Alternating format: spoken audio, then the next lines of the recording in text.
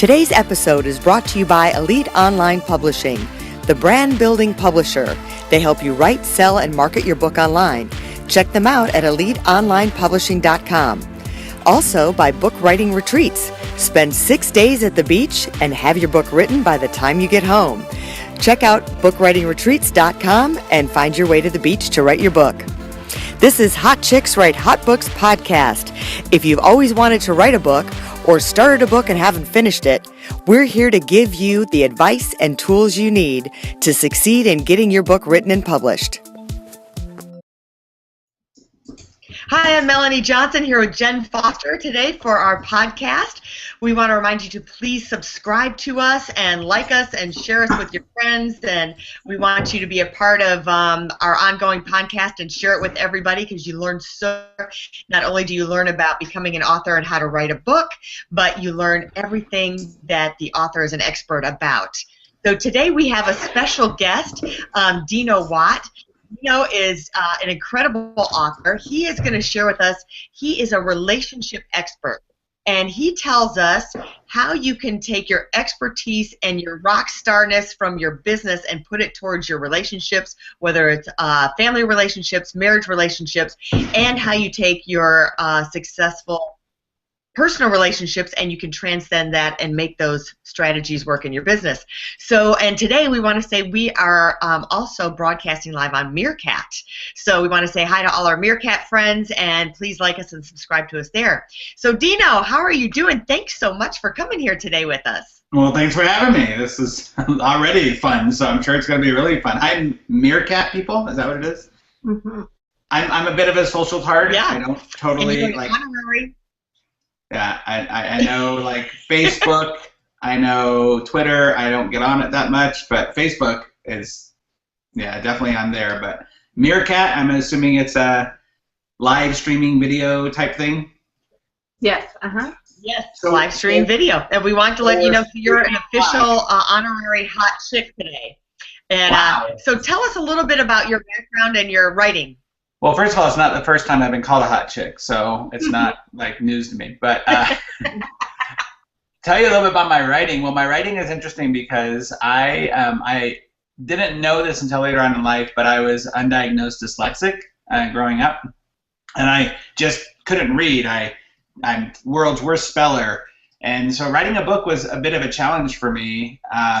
In my original business, the business of marriage, I tried to write a book for probably a good 7 years. And I could just never, I got really good openings and then I got a couple of things going and I just really couldn't get the flow.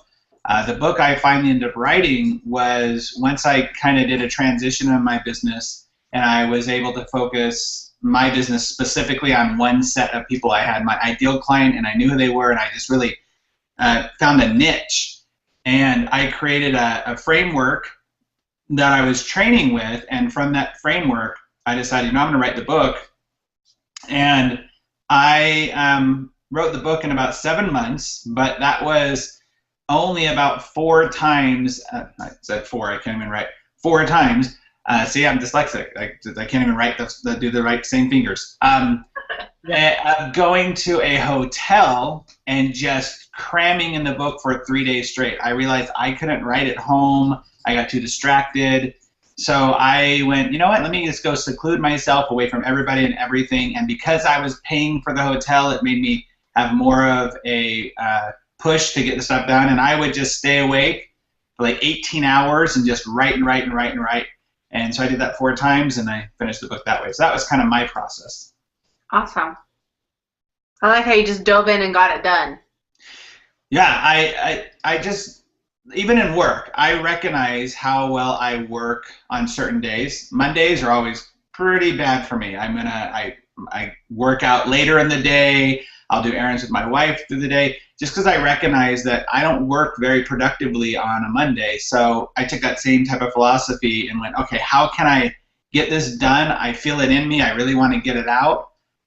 And that's how I found out. I had a friend who had mentioned he has a screenwriter buddy, and maybe it might have been Mike Koenig's, who had said that he has a screenwriter buddy who buys a round trip train ticket from LA to New York.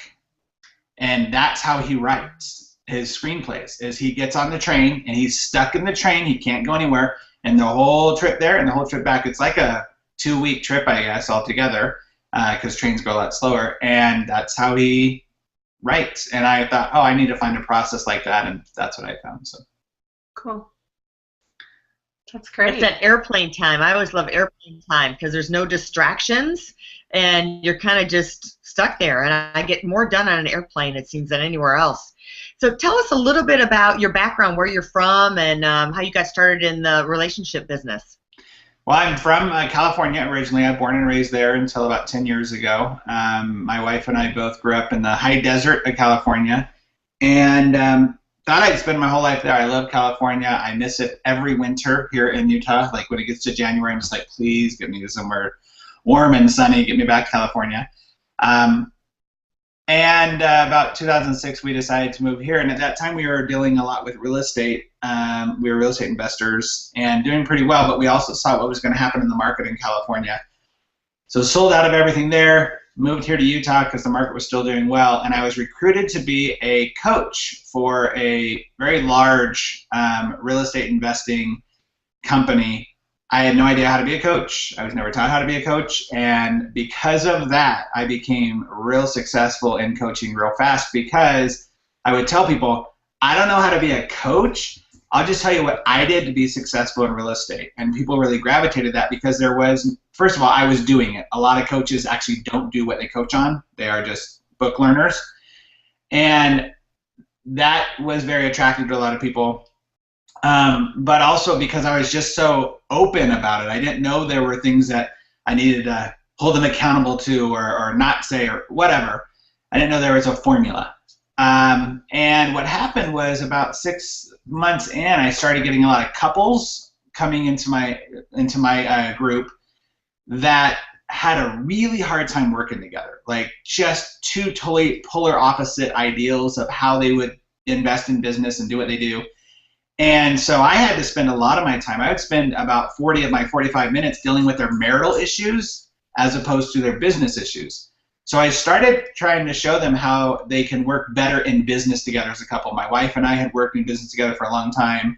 We had just organically created systems in our marriage for everything from communication to intimacy and money. And so I started telling people about that, and I had one guy come to me one day and just go, this is working really well in our business. We're seeing success, and we're working well together, but it's also helping our marriage. Do you teach something like that? And the light bulb went off, and I went, oh, you know what? I wonder if I could show people how to take business principles and put them into their marriage. And I've always been passionate about marriage and relationships. My parents divorced when I was 8 years old, and I tell the story often from the stage about standing on the sidewalk watching as my father packed up his little Honda hatchback and drove away, and me standing there just thinking, what are you guys doing? Like, I could fix your marriage. Me and my little 8-year-old self, right? I'm sitting there. I literally was saying, I could help you. But I always thought I had to be a therapist or a counselor, and I had to go to college. And as I said earlier, with dyslexia, school was a little difficult for me. And I had such terrible experiences with therapy and counseling when my parents were going through the divorce that I didn't want to do that. And so this kind of fit, and I realized, hey, people would still allow me to help them out with their relationship as long as I could get them results. They didn't care about the background or the degree. And so I started this program called The Business of Marriage, and it gained traction really quickly. And I got a lot of people who were really interested in it, and had a very successful author, actually, here locally, who hired me to help him with his marriage. And because we got great results, he told all of his friends and family about it, or not family, but friends, who happened to be chiropractors, orthodontists, and dentists. And so my business kind of gravitated towards, I was the marriage guy for chiropractors, orthodontists, and dentists. And about 4 years ago, I had one of my dentists come to me and say, Dino, this is helping me so much in my marriage. My marriage is so much better. All these systems are great. But I'm married to like 5 other ladies in my office. I have work wives. Can you help me with that? And that was the next full circle aha moment that took me back to business. And I went, yeah, I could do that. And I went in and I started giving them systems inside their business to start focusing more on their relationships, because the fact is everything is attached to relationships. Yeah. Everything. There's a great Harvard study that is out right now that is a 75-year-old study where they took a group of, it was 150 Harvard students who were in their freshman year. This was way back 75 years ago. And then a group of 150 kids from Chicago's worst, most poverty-stricken neighborhoods. And they tracked them over 75 years. Now they're on their fourth researcher who is doing the study still. And every 2 years they checked in with them. And what they wanted to do is they wanted to find out what creates success. Success in health, success in marriage, success in business. And the thing that they've come to find over 75 years of this research, of this data, has shown that the most important driver for success in life is the power and strength of relationships. And they've seen it, and they can track it with health, for example. People who have healthy marriages and that doesn't mean you don't fight, it just means that you have healthy marriages. They live 4 years longer than the average person. If you have good relationships in general at the age of 50, you're going to have better health at the age of 80 than someone who has bad relationships at the age of 50. You're going to die soon. Amazing. Yeah, isn't it crazy?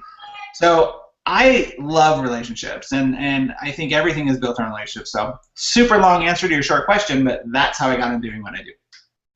That's great. I really liked how you said he had 5 other, marriages in the office, because, and I like that you use that word, because it's not like he's a polygamist, because we don't do that here anymore in Utah.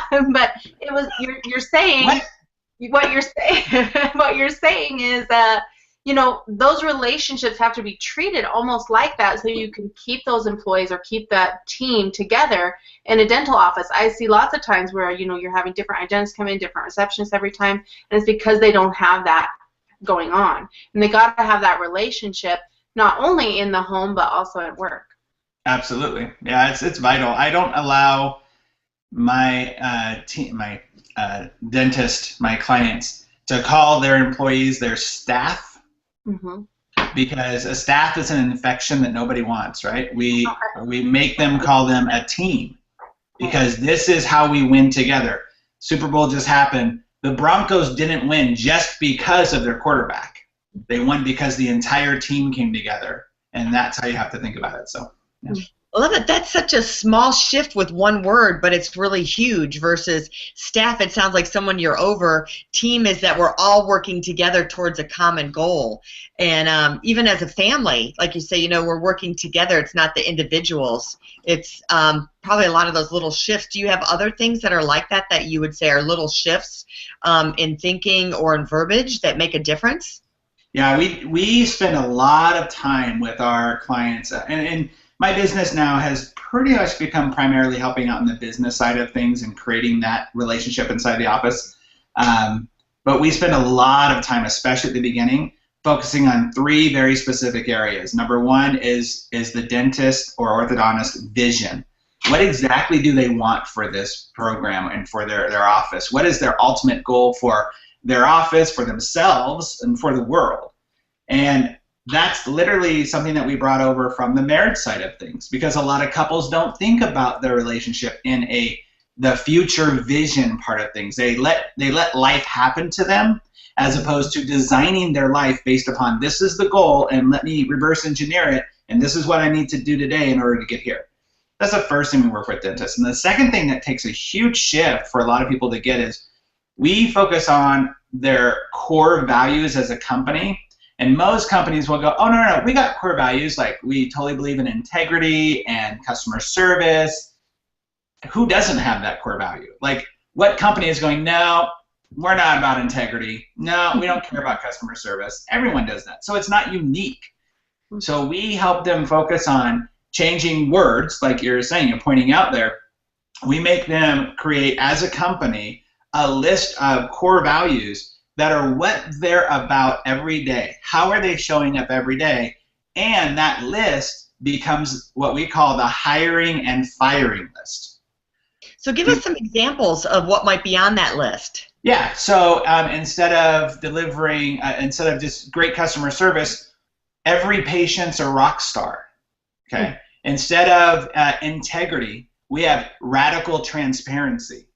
Mm-hmm. Instead, and by the way, I'm just throwing some out that my clients have thought of, because one of the things that's really important is I don't put anything on them. I want them to organically create that, because as you know, the great Brendon Burchard says, people support what they create. Mm-hmm. So we let them come together. We have a huge exercise that we do that takes a long time, but they'll come to, this is one of my favorites, and a lot of people adopt this once they hear it, is we only have good days and great days. So a lot of companies will say, you know, oh, we're happy, or we have a good attitude, positive attitude. That's a real popular one, positive attitude. Well, okay, but what about if you had only good days and great days? That sets the bar a lot higher. We're going to allow you to have a good day too, but it's good and great. That's it. So it's little things like that. And those words, I think words are very powerful. So we don't just change the word from staff to team, but you don't have a front office person or a front desk person. You have a customer concierge. You have a director of first impressions. You don't have an op, right? And so you have a client advocate. So everything that when it comes to words, I mean, hopefully we're all authors here, right? Yeah. Words are so important, and the right word can totally change and transform the way that I think about what I do. So I used to be known as the marriage guy, but I transformed the business a lot into my business into the business side of things. So I had to think, and I was like, well, what really am I going for here? I'm not a relationship guy. I'm the relationship expert. And that just transforms things. I wrote the book, literally, on how to have better relationships inside your private practice. Mm-hmm. So it's little shifts like that. And I think if more people thought about that throughout their own day and thought about that for themselves, of who they are, what they're taking a stand for. Because my stance, my mission in life is very clear. And so because I know that and I'm very clear about what I do for people, it just makes a huge shift in how I show up every day. You know, I kind of joke at the beginning about not being very, socially apt. But I realized a lot of young entrepreneurs, a lot of young business owners spend a ton of time going to every networking meeting they can and going to every mastermind they can and getting on every social media they can. And I realized, my job is to not just do stuff, but to get stuff done. So as a relationship expert, where can I do the highest and where can I have the highest and best use of my time and make the greatest impact? Yeah. Kind of shifting over when you were saying the word, since we're in the publishing business and we're here to talk about being an author as well, that you said that little shift is I'm not just the relationship guy. Because I wrote a book, I'm the relationship expert. Yep. And that is such a huge deal. Like people say, well, why should I write a book? I have this business. People know I'm the, tile guy, the relationship guy. I'm the sales guy, the insurance guy. Well, but are you the expert? And once you have that validation that you've written a book, you have that brand that you have people that have validated that you are an expert. And when you work with us, you become a #1 bestseller, and it raises that status even more that, hey, I've had enough people that have said that I'm the expert. I'm a #1 bestseller, which adds even more icing on the cake from there. And I think when you're trying to sell your services or your time, that makes a big difference in your mindset of shifting that now I'm the expert. How did that make a difference from you for your business, being able to say that after you wrote your book? What kind of things did you see happen? Well, I actually think it happened more in myself before it happened in my business, right? Like, I think some people will claim that expert status without having the goods to back it up. And so I had to put myself and go like, man, if I'm going to call myself this, it was actually a mutual friend, I'm sure, Nick Nanton's book, I want to say branding, but it's not. It's Story Selling in that book, where he talks about, claiming that expert status. And when I was reading that, I was like, man, that's really gutsy. That's really, I could be the marriage guy, but am I the expert at this thing? And I had to personally get to the place in my life where I can say, I am the best in the world at what I do. And I am. No one in the world does what I do, especially in the space that I do it. No one works in both the marriage and their business together and can tie these two together in such a strong and powerful way. So I had to have that belief in myself. So that's first. And sometimes I believe you for some people, have to fake it till you make it, right? Have to claim it and then do the thing that allows you to say, yes, I am. But the moment I made that shift and I truly got to that belief system, it was for the business, it just made a shift in what I would and would not accept that I do in my day. So what I was talking about with, like, I feel really bad. So I'm speaking at an event coming up. I haven't been to an event here in Salt Lake, in my own home state, maybe 2 years, and I've only been back in the state because my family took a year-long road trip across the country. I've only been back for like 2.5 years. So I just don't, I focus on, I figure, look, I need to claim my mountain. I'm the king of the mountain that I'm on. And the more I go and go, oh, that's a cool little thing. I could go to that thing over there. When I'm over on somebody else's mountain or I'm trying to build a new mountain, I'm missing all the people who are trying to get to me on this mountain. Right. So it just changed the way that I think about approaching. Do I miss the people I got to hang out with? Sure. That's what Facebook's for, right? Like, they can feel like I know them because I see what's going on in their life. But I think that made a big shift for me. And then definitely writing the book. I got to tell you, I did the smart thing, which I would assume and hope that everybody who's listening to this does too. I hired people like you to help me get to #1, because when I was writing the book, I was kind of like, well, I'm going to write the book, and writing the book is good enough. I can say I'm an author. I had no thought of becoming a best-selling author. And then I had a friend who I was at an event, and that friend said, hey, you should hook up with this girl who I know about. This is not hook up, that sounded terrible. You should get to know this girl that I know. You guys are good friends with her, Carrie. Yeah. Mm-hmm. And we started talking, and I told her, I'm like, I don't care about being a best-selling author. And she goes, well, hold up for a minute. And she started building the case for why it's a smart thing to do. And by the end of that phone call, I was like, you know what? That would be kind of cool. So I didn't know how to do it on my own. I'm an expert at relationships. I'm not an expert at how to become a best-selling author. It is, I think, a waste of time, energy, effort, and money for people to try to do it on their own when there are people like you guys out there who can show them exactly what to do. Right. If they're not a #1 best-selling book author, get out of that business. I don't do my own plumbing. I don't do my own dry cleaning. I don't want to figure it out.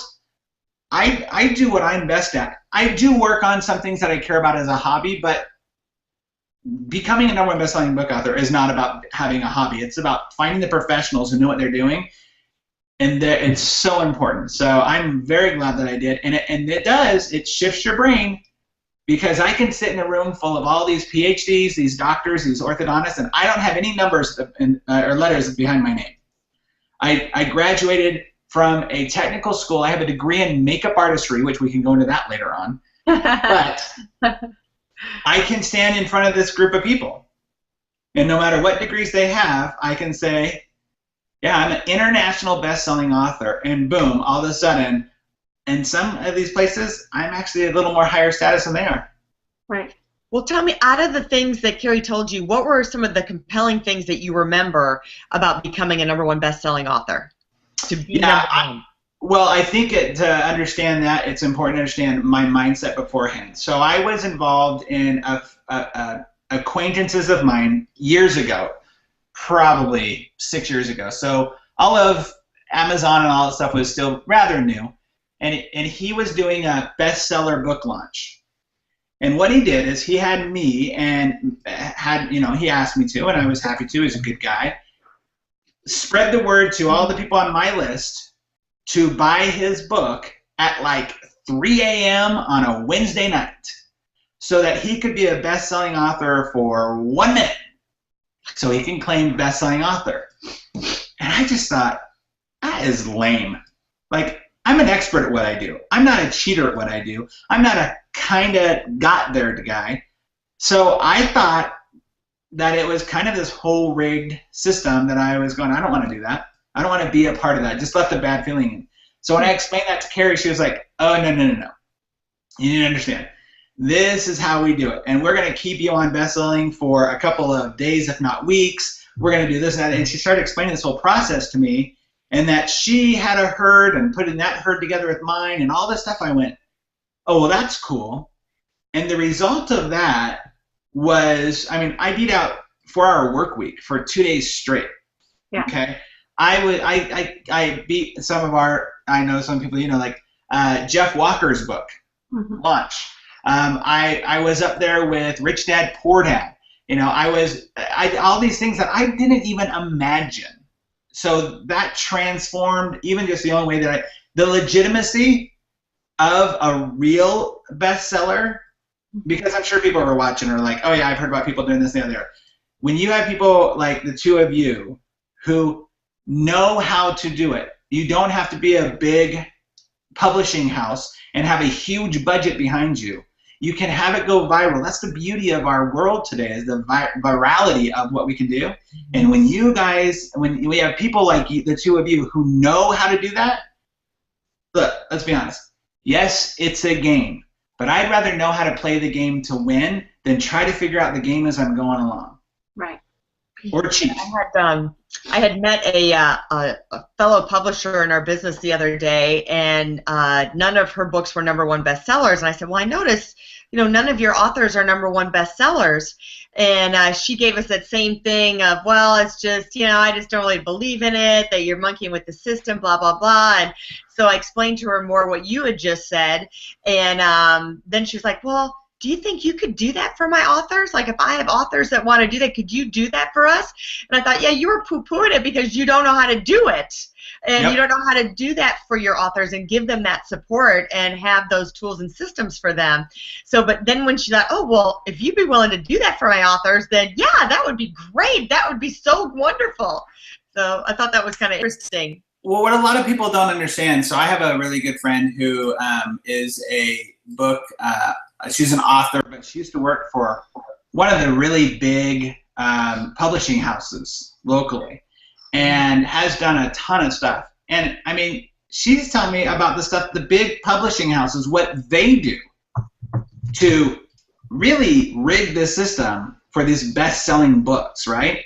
For the New York Times best-selling books. Yeah, They for do. New York Times. I mean, look, I used to work for years ago. I'll call him out because he'll tell the story too. I used to work years ago for T. Harv Eker, the author of The Secrets of the Millionaire Mind.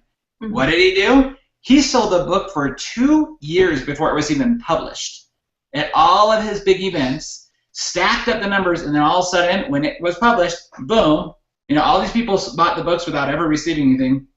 Boom, sends them out there, and of course, in 1 week he becomes bestseller, Wall Street Journal, USA Today, and New York Times. Well, because they counted all the books he had sold for 2 years previous to that. Yep. Yeah. So there's, like I said, everything's a game. Business is a game. Marriage is a game. Parenting is a crazy Olympic game. You know, like there's so many games to play. But if you know how to play them, and you can play them by following the rules, then that's where integrity comes from. Yes, if you have to cheat the system, if you like. I don't like the word cheat. I think if you know how to use if you have skills within the system. No. I think that there's the skills within the system that are legitimate, that are great. And I think there are people who do, I think buying 2,000 copies of your own book from a regular publisher, I don't think, I would consider that a little cheating for me. Yeah. But what you guys do is using the rules that are there and using the skills that you have and getting legitimate people up to the #1 status, the bestseller status. I actually think, like, I know just watching what Carrie went through, I'm like, I don't want to know. That's a full-time job.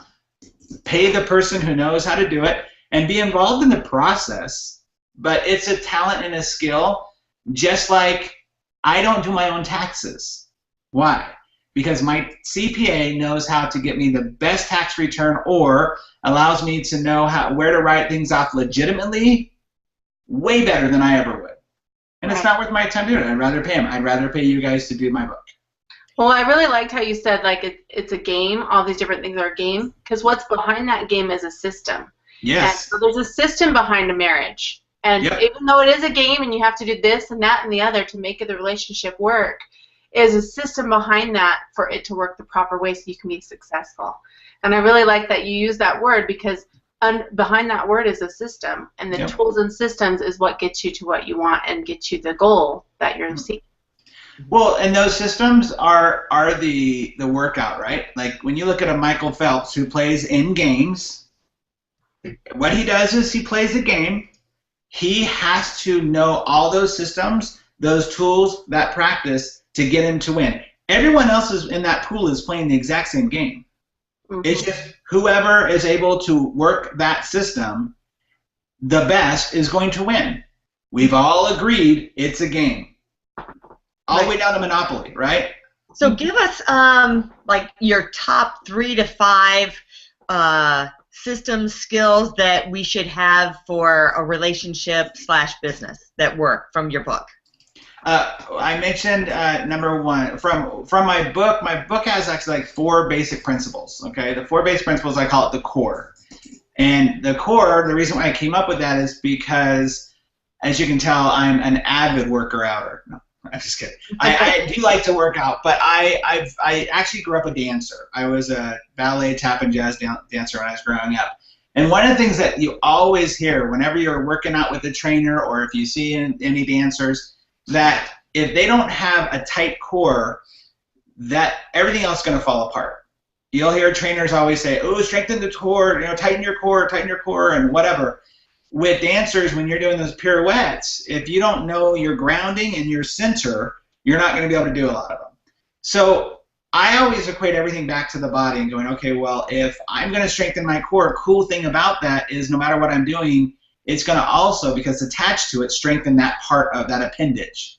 Well, the core for a business, the 4 parts are your culture. You have to know what your culture is and have a really strong culture. Because everyone has a culture. You either have a culture by disdain, meaning that it just happened and you didn't really put any energy to it, and typically it's by the strongest personality in the office.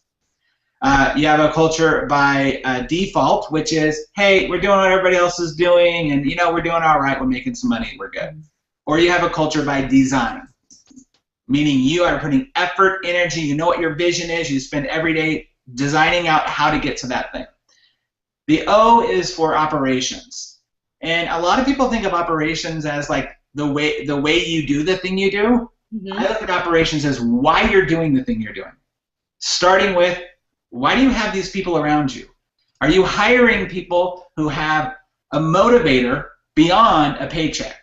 Do they have a why? We always hear about Simon Sinek, start with why. It's fascinating how many people do hire just to fill a slot. Well, they're qualified, they're a decent enough person, I'll put them in there. So the O is for operations, and then that goes all the way through what your systems are. What are you doing in your business that is getting in the way of your business being successful? And this is a lot of professionals. I had a client once, I remember, we get on the phone and he was like, "Oh man, it's been a rough 3 days. Our computers have been down." And I'm like, "Yeah, that stinks when computers go down." He said, "Yeah, I've tried to fix them for 3 days straight. And this is an orthodontist." And he's talking about how he's been trying to fix his computers. And I went, whoa, wait.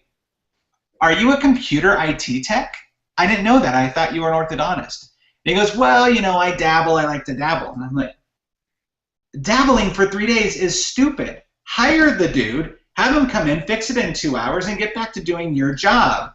But a lot of orthodontists, that's an extreme example of a lot of little things that orthodontists and dentists and professionals try to do on their own because they think they have to do it themselves. The R is for relationships, which is obvious because that's the center of everything. So the first relationship is with yourself. You cannot, give from an empty cup. I deal with a lot of doctors who are givers who don't receive well, so they are burnouts. dentists have the highest suicide rate of professions in the country. They're 5 times more likely to kill themselves than any other professional. So huge. So suicide, addiction to some sort of substance abuse, and divorce are the 3 main areas that I focus on. But with their relationships, it's them, then their team, then the customer. The customer actually comes last. It does not come first.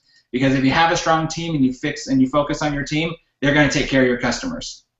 And then the last thing is excellence. How do we take ourselves to the next level? How do we get beyond good to best?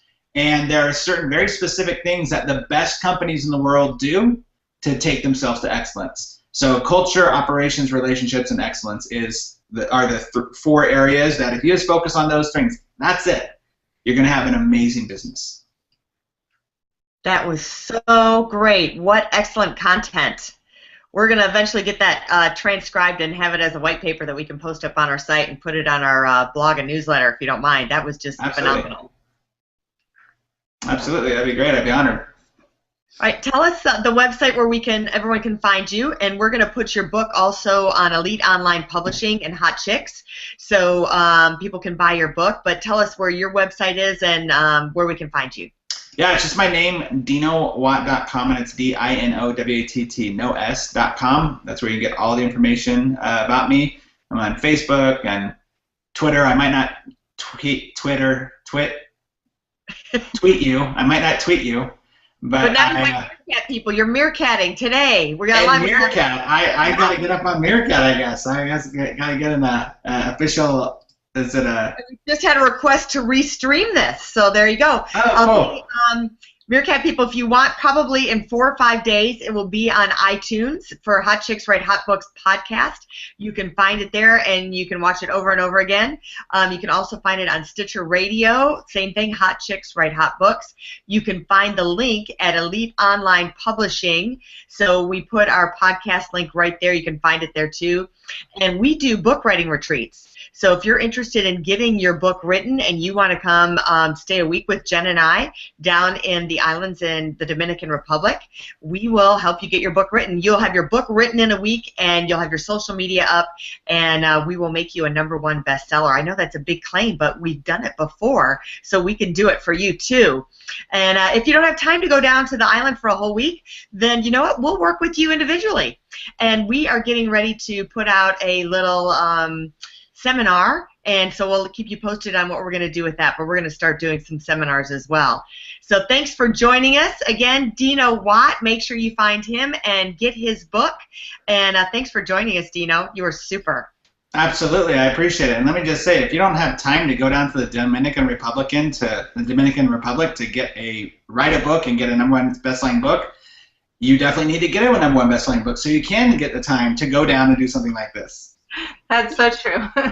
I love that. I love that. And then you too will be able to say you are the expert after your name and author in front of your name. I like it. So yep. Author Dino Watt, the relationship expert. So that's a great title. Everyone should have that title, and we'd like to help you get there. Thanks a lot. We'll see you next time on Hot Chicks Write Hot Books. Have a wonderful day. Thanks. Bye-bye. Bye. All right, we're gonna... For more information, visit hotchickswritehotbooks.com.